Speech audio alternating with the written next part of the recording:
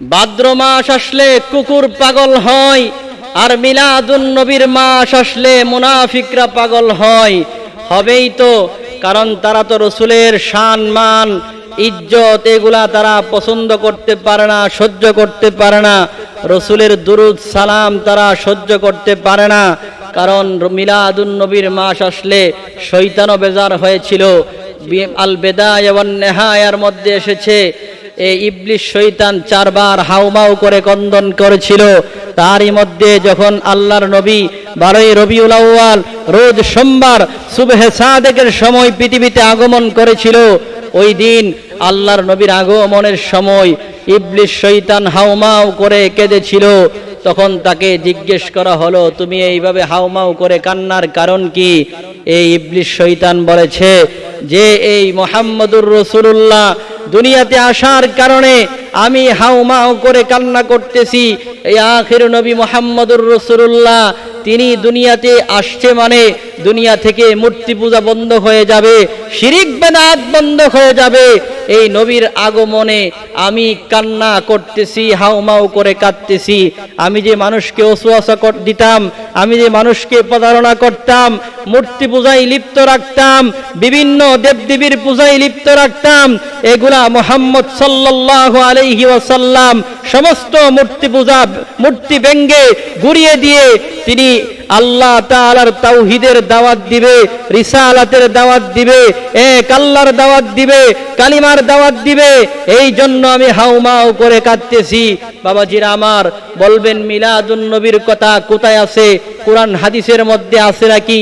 সূরা আলে ইমরান নোট করুন 81 নম্বর আয়াতের মধ্যে আমার আল্লাহ তাআলা বলেন, ওয়াইজ আখাযাল্লাহু মিসাকান নাবিয়িন, হে নবী স্মরণ করুন ওই দিনের কথা যেদিন আমি আল্লাহ তাআলা নবীদের কাছ থেকে অঙ্গীকার নিয়েছিলাম, ওয়াদা নিয়েছিলাম, স্বীকৃতি নিয়েছিলাম। লামা আতাইতুকুম মিন কিতাবি ওয়া হিকমাতিন, আল্লাহ বলেন আমি তোমাদেরকে যে কিতাব এবং হিকমত দিয়েছি, সুম্মা জাআকুম রাসূলুম মুসাদ্দিকুল লিমা মাআকুম, এই কিতাব এবং হিকমতকে তার সত্যায়নকারী রূপে এগুলাকে যাচাই বাছাই করার জন্য অচিরেই তোমাদের কাছে একজন রাসূল আগমন করবে। সুম্মা জাআকুম রাসূলুম মুসাদ্দিকুল লিমা মাআকুম, এইগুলার সত্যায়নকারী রূপে একজন রাসূল তোমাদের কাছে আগমন করবে।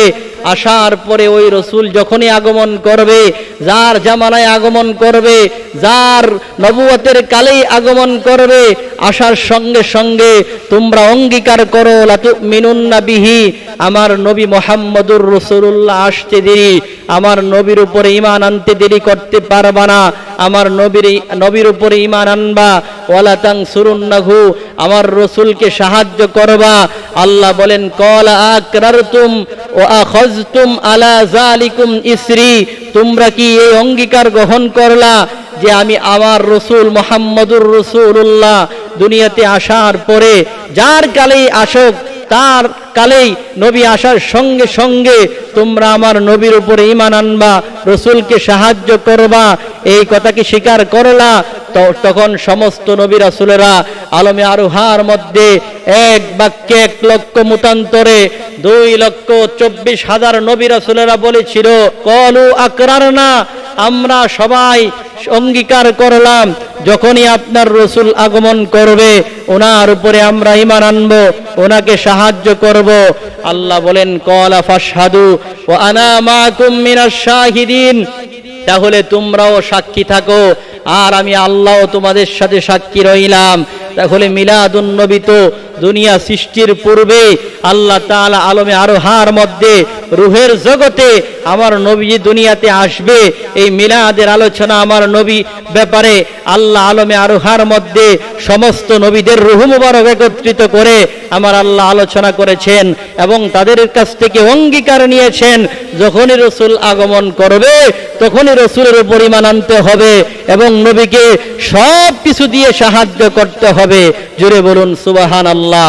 শুধু তা নয়, আমি আপনাদের কাছে জানতে চাই, আবু লাহাব একজন কাট্টা কাফের, যার বিরুদ্ধে সূরা লাহাব নাজিল হয়েছে। ওই আবু লাহাব নবীর চাচা।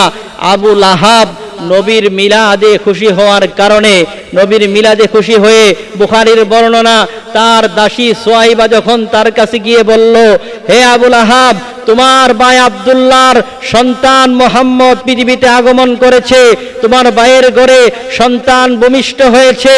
এই সংবাদ শুনে রাসূলের মিলাদে খুশি হয়ে আবুল আহাব কাট্টা কাফের হওয়ার পরেও নবীর চাচা আবুল আহাব সে এই সুয়াইবা নামক দাসী তাকে এই বাতিদার সুসংবাদ দেওয়ার কারণে সে আঙ্গুল দিয়া, শাহাদাতের আঙ্গুল দিয়া ইশারা দিয়া বলল, হে দাসী সুয়াইবা, তুই আমাকে আমার বাতিদার সুসংবাদ দেওয়ার কারণে, মিলাদের সংবাদ দেওয়ার কারণে যা আমি তোকে আজাদ করে দিলাম।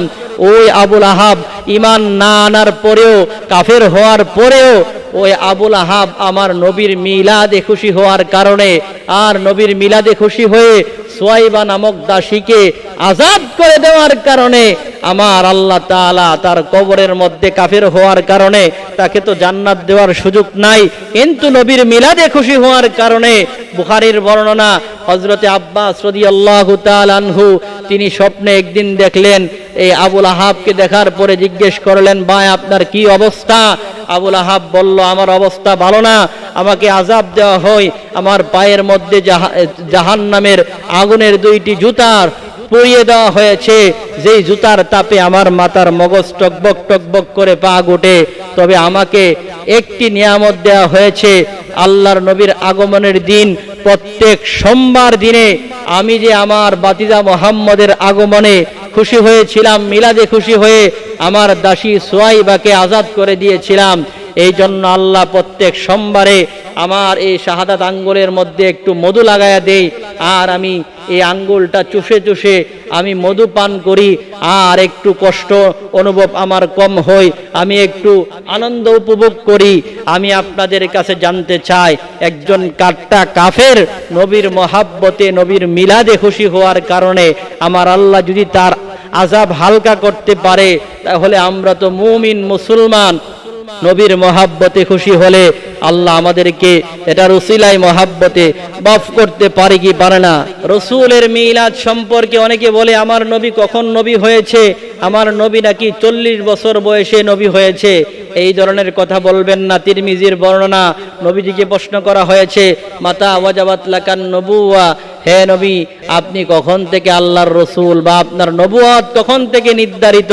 নবী বলেন, কলা ওয়া আদামু বাইনার রূহি ওয়াল জাসাদ, আদম যখন দেহ এবং মাটির মধ্যে ছিল, অর্থাৎ যখন আদম আলাইহিস সালাতু ওয়াস সালামের দেহ গঠন হয় নাই, আদমের যখন অস্তিত্ব হয় নাই, তখন থেকে আমি আল্লাহর নবী। জুড়ে বলুন সুবহানাল্লাহ।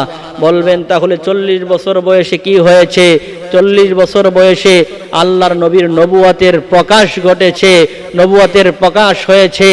এই জন্য নবী ছিলেন তখনও যখন আদমের সৃষ্টি হয় নাই, যখন আদম মাটি আর পানির মধ্যেই ছিল, যখন আদমের রূহ আলাদা ছিল, যখন আদম সৃষ্টি হয় নাই, যখন পৃথিবী সৃষ্টি হয় নাই, যখন আদম আলাইহিস সালাতু ওয়াস সালাম সহ কুল কায়নাত সৃষ্টিজীবের কোনো কিছু হয় নাই, তখন থেকেই আমার নবী ছিলেন। জুড়ে বলুন সুবহানাল্লাহ। বলবেন হুজুর মিলাদুন নবীর এই মাসে রবিউল আউয়ালে মিলাদুন নবীতে খুশি হওয়ার ব্যাপারে কি কোরআন হাদিসে কোনো দলিল আছে নাকি? দলিল নোট করেন, সূরা ইউনূসের 58 নম্বর আয়াত। আল্লাহ বলেন, কুল বিফাদলিল্লাহি ওয়া বিরহমাতিহি ফাবিযালিকা ফালইফরাহু। আল্লাহ বলেন, হে নবী আপনি বলিয়া দেন, তোমরা আমি আল্লাহর পক্ষ থেকে ফজল ও রহমত পাওয়ার পরে ফাবিযালিকা ফালইফরাহু, তোমরা আনন্দ উদযাপন করো, তোমরা খুশি হও। জুড়ে বলুন সুবহানাল্লাহ। বলবেন হুজুর রহমত পাইলে পাওয়ার কথা না কোরআনের মধ্যে আয়াতে এসেছে, কোরআন ইন্নাল কুরআনা ইউফাসসিরু বা'দুহু বা'দান, কোরআনের এক আয়াতের তাফসীর আরেক আয়াত দ্বারা করা হয়। আল্লাহর নবী রহমতের কথা যে আল্লাহ বলেছেন, এই রহমত দ্বারা উদ্দেশ্য কি? মুফাসসিরিনে কেরাম বলেছেন, আল্লাহ তাআলা সূরা আম্বিয়ার 107 নম্বর আয়াতের মধ্যে বলেন, ওমা আরসালনাকা ইল্লা রাহমাতাল লিল আলামিন, হে নবী আপনাকে আমি গোটা আলমের জন্য রহমত হিসেবে প্রেরণ করেছি। জুড়ে বলুন সুবহানাল্লাহ। আমার নবী হচ্ছে রহমত। এই জন্য রসুলকে আমার আল্লাহ তাআলা বলেন, নবী পাওয়ার পরে নবীর মিলাদে তোমরা ফালইফরাহু, আনন্দ উদযাপন করো। জোরে বলুন সুবহানাল্লাহ। বলবেন হুজুর, নবীর মিলাদের কথা কি আল্লাহর রসুল কি মিলাদুন নবী পালন করেছে? নবীর জন্ম দিবস কি পালন করেছে? আমি বলবো হ্যাঁ, রসুল মিলাদুন নবী, নবীর নিজের জন্ম তারিখ নবী নিজেই জন্ম দিবস পালন করেছেন। তবে সেটা রোজার মাধ্যমে নবীজি পালন করেছেন। রসুলকে প্রশ্ন করা হয়েছেন সহিলান সাওমিল ইসনাইন, সহি মুসলিম শরীফের 1162 নম্বর হাদিস, সহি সনদে হাদিস। রসুলকে প্রশ্ন করা হলো সহিলান সাওমিল ইসনাইন, হে রসুল, আপনি প্রত্যেক সোমবারে রোজা রাখার কারণ কি? আল্লাহর নবী বললেন ফিহি বুলিদতু, এই সোমবারেই আমি জন্মগ্রহণ করেছি, আমার মিলাদ হয়েছে। ও ফিহি উনজিলা আলাইয়া, আর এই দিনে আল্লাহ আমার উপরে কুরআনুল কারীম নাজিল করেছেন, প্রথম ওহী করেছেন। এই জন্য প্রত্যেক সোমবার আমি রোজা রাখি। এই জন্য বাবাজিরা আমার, স্বয়ং রসুল নিজেই মিলাদুন নবী, নবীর মিলাদ পালন করেছে। জুড়ে বলুন সুবহানাল্লাহ। এই জন্য মিলাদুন নবীতে যারা আশিকে রসুল তারা খুশি হই, আনন্দ উদযাপন করে।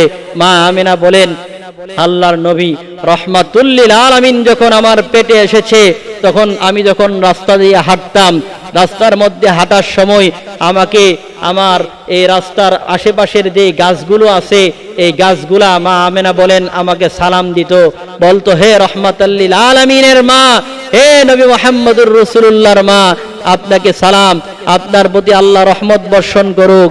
এইভাবে তারা আমার জন্য দোয়া করত, আমাকে সালাম দিত।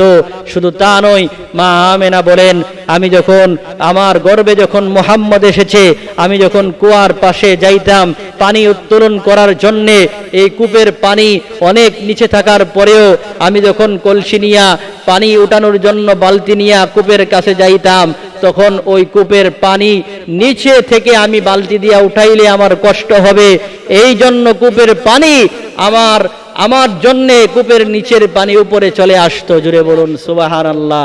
মা আমেনা বলেন যেদিন আমার গর্ভে মুহাম্মদ আসলো, বিশেষ করে যেদিন 12ই রবিউল আউয়াল রোজ সোমবার সুবহে সাদেকের সময় যখন আমার মুহাম্মদ দুনিয়ার মধ্যে তাশরীফ আনলো, এমন তো অবস্থায় আমি দেখলাম যে আকাশের পূর্ণিমার চাঁদটা যেন আমার ঘরের মধ্যে উদিত হয়েছে।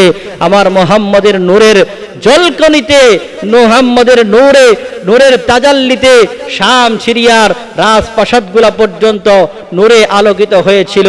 এমনকি ওই যে শাম দেশের